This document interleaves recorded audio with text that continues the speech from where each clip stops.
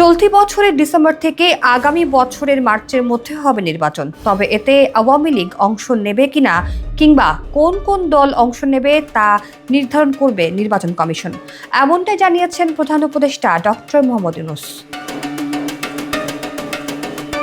British সংবাদ মাধ্যম বিবিসিকে দেওয়া এক সাক্ষাৎকারে এসব কথা বলেন তিনি। ৬ মার্চ বিবিসির প্রতিবেদনে বলা হয়, শেখ হাসিনা ক্ষমতাচ্যুত হয়ে ভারতে আশ্রয় নেওয়ার পর অন্তর্বর্তী সরকারের দায়িত্ব নিতে প্রস্তাব যায় অর্থনীতিবিদ ডক্টর মোহাম্মদ ইউনূসের কাছে। এমন প্রস্তাবে বেশ চমকে যান ডক্টর মোহাম্মদ ইউনূস। তিনি বিবিসিকে বলেন, আমার কোনো ধারণা ছিল না যে আমি সরকারের নেতৃত্ব দেব। আমি এর আগে কখনো সরকারি কোনো দায়িত্ব পালন করিনি। তবুও পরিস্থিতি তখন আমাকে চাওয়ায় আমি সরকারের দায়িত্ব নিতে বাধ্য হই। প্রধান উপদেষ্টার পদে তিনি নিশ্চিত হওয়ার পরই অন্তর্বর্তী সরকার সংস্কারের কাজে হাত দিয়েছে বলেও জানান ডক্টর মোহাম্মদ ইউনূস। বলেন, আইন শৃঙ্খলা পুনরুদ্ধার করা এবং অর্থনীতি ঠিক করা তখন দেশের জন্য অগ্রাধিকার ছিল। আমরা সে কাজেই প্রথমে হাত দিই। ছাত্র জনতার ব্যাপক বিক্ষোভের মুখে ক্ষমতা ছেড়ে গত বছরের আগস্টে দেশ ছাড়েন শেখ হাসিনা। নাটকীয় এই রাজনৈতিক পট পরিবর্তনের পর একে একে বের হয়ে আসে সাবেক স্বৈরাচারী সরকারের গুম, বিচার বহির্ভূত হত্যাকাণ্ড সহ মানবাধিকার লঙ্ঘনের ভয়াবহ নানা চিত্র। ভারতে নির্বাসিত শেখ হাসিনার বিরুদ্ধে গ্রেফতারি পরোয়ানা জারি হয়েছে। দাবি উঠেছে দল হিসেবে আওয়ামী লীগের বিচারেরও। মানবতা বিরোধী অপরাধের বিচারের জন্য একাধিকবার দিল্লির কাছে শেখ হাসিনাকে ফেরত চাওয়া হলেও তাতে ভ্রুক্ষেপ নেই মোদী সরকারের। এমন অবস্থায় শেখ হাসিনা এবং তার দল আসন্ন সংসদ নির্বাচনে অংশ নেবে কিনা তাও স্পষ্ট নয়।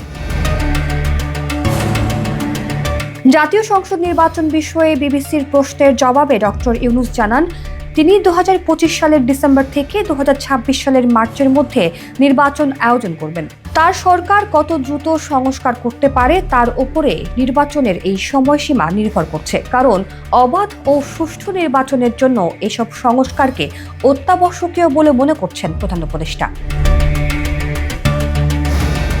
ডক্টর মোহাম্মদ ইউনূস বলেন, যদি আমাদের ইচ্ছামতো দ্রুত সংস্কার করা যায় তাহলে ডিসেম্বরে আমরা নির্বাচন করতে পারব।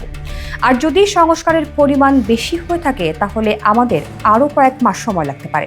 এ সময় আওয়ামী লীগের বিষয়ে তিনি বলেন, আওয়ামী লীগকেই সিদ্ধান্ত নিতে হবে তারা নির্বাচন করতে চায় কিনা। আমি তাদের জন্য সিদ্ধান্ত নিতে পারি না। নির্বাচনে কারা অংশগ্রহণ করবে তা নির্বাচন কমিশন সিদ্ধান্ত নেয়।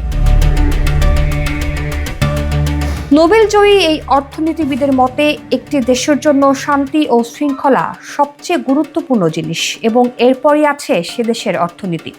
তবে শেখ হাসিনা সরকারের রেখে যাওয়া অর্থনীতি ছিন্ন ভিন্ন ও বিধ্বস্ত অর্থনীতি বলেও দাবি করেন প্রধান উপদেষ্টা।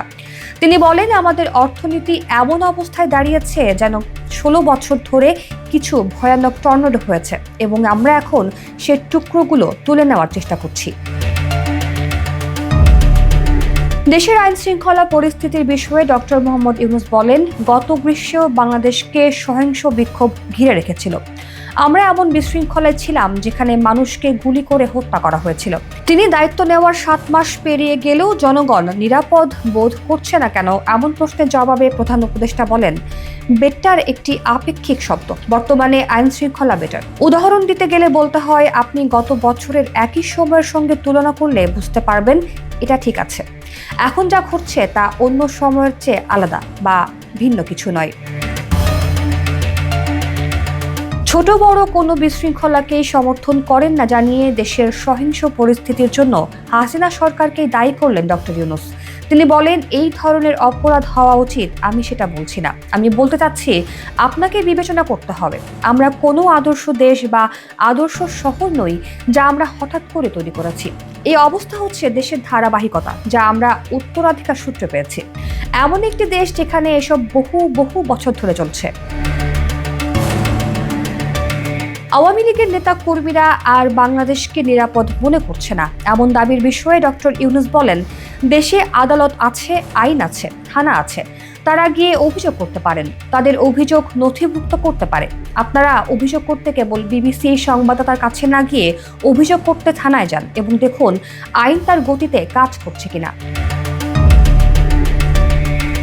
ট্রাম্প প্রশাসনের বিদেশি সহায়তা কমানো এবং কার্যকরভাবে ইউএসএআইডির অর্থায়ন বন্ধকেও স্বাগত জানিয়েছেন প্রধান উপদেষ্টা। তিনি বলেন, এটি একান্তই তাদের সিদ্ধান্ত। আমি তো মনে করছি এটা ভালোই হয়েছে, কারণ তারা এমন কিছু করেছে যা আমরাই করতে চেয়েছিলাম। দুর্নীতির বিরুদ্ধে লড়াই করা এবং এর মতো আরও জিনিস আমরা কখনোই ঠিকভাবে করতে পারিনি। ট্রাম্প প্রশাসন বরং আমাদের সহযোগিতাই করেছেন।